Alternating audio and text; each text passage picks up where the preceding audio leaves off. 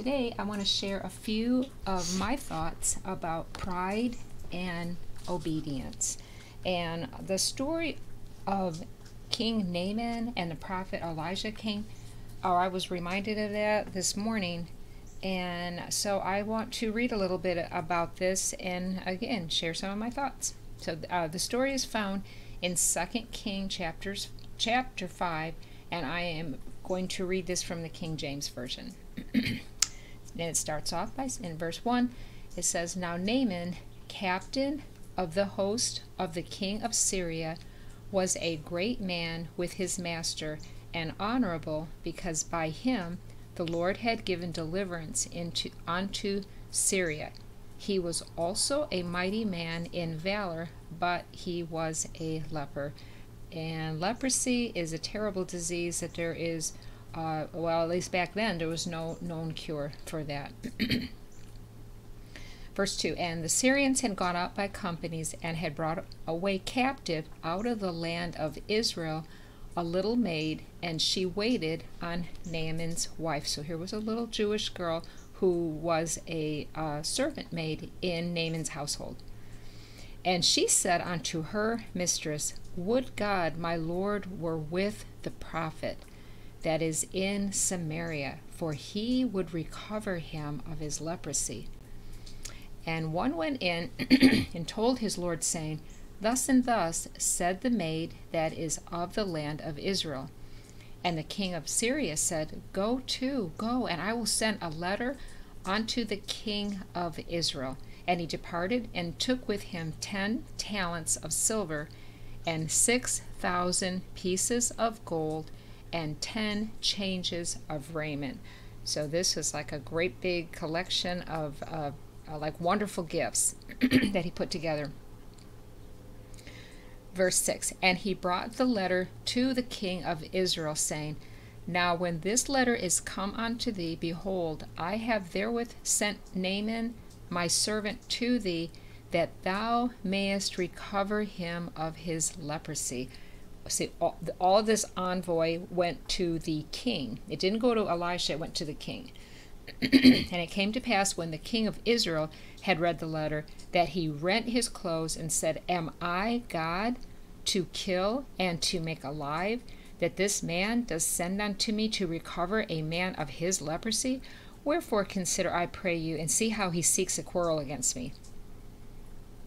And it was so, when Elisha, the man of God, had heard that the king of Israel had rent his clothes, or ripped his garment, that he sent to the king, saying, Wherewith hast thou rent thy clothes?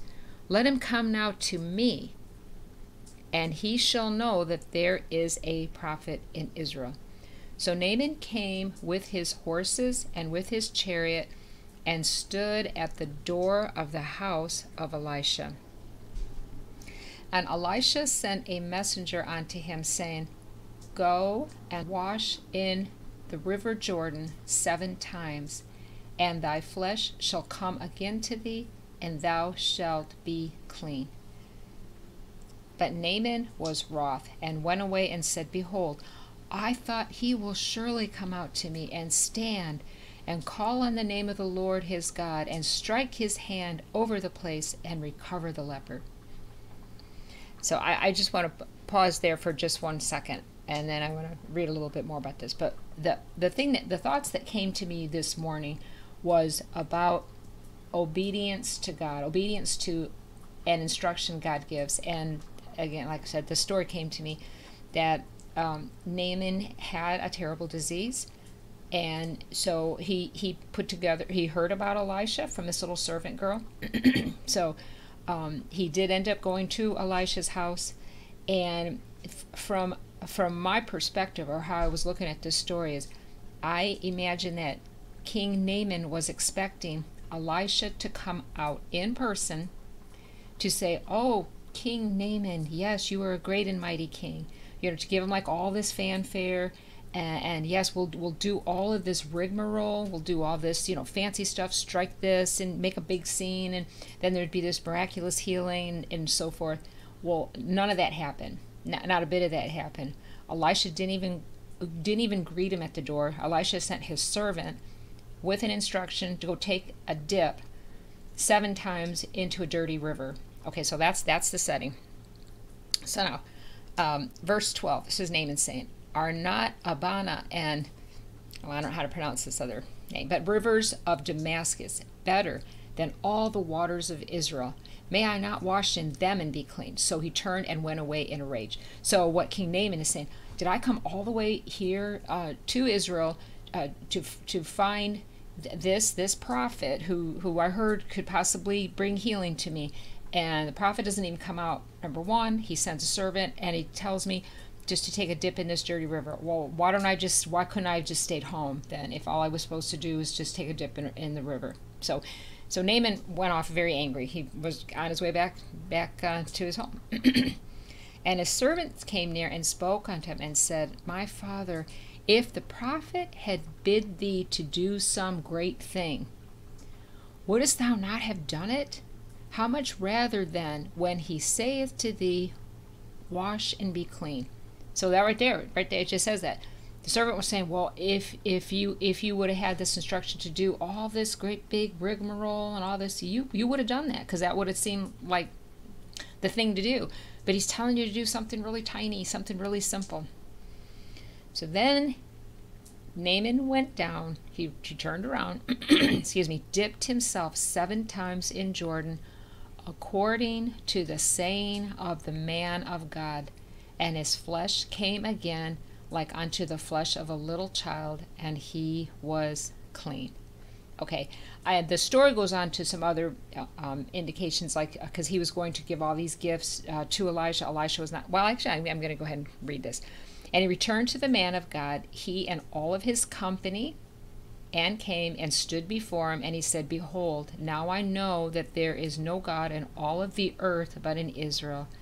Now therefore I pray thee, take a blessing of thy servant.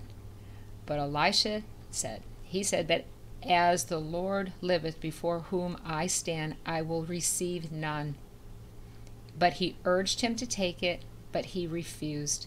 So I'm just going to stop right there, because the whole the thoughts that came to me here again was about pride and obedience. Because it started off with King Naaman with this terrible disease. He heard about Elisha through the little Jewish maid, so he did follow through with that advice. He came to find Elisha, stood before the door. Elisha gave him these instructions, which at first he didn't want to do, but then he obeyed, and his obedience brought healing. Naaman had to humble himself, dip in this dirty river 7 times.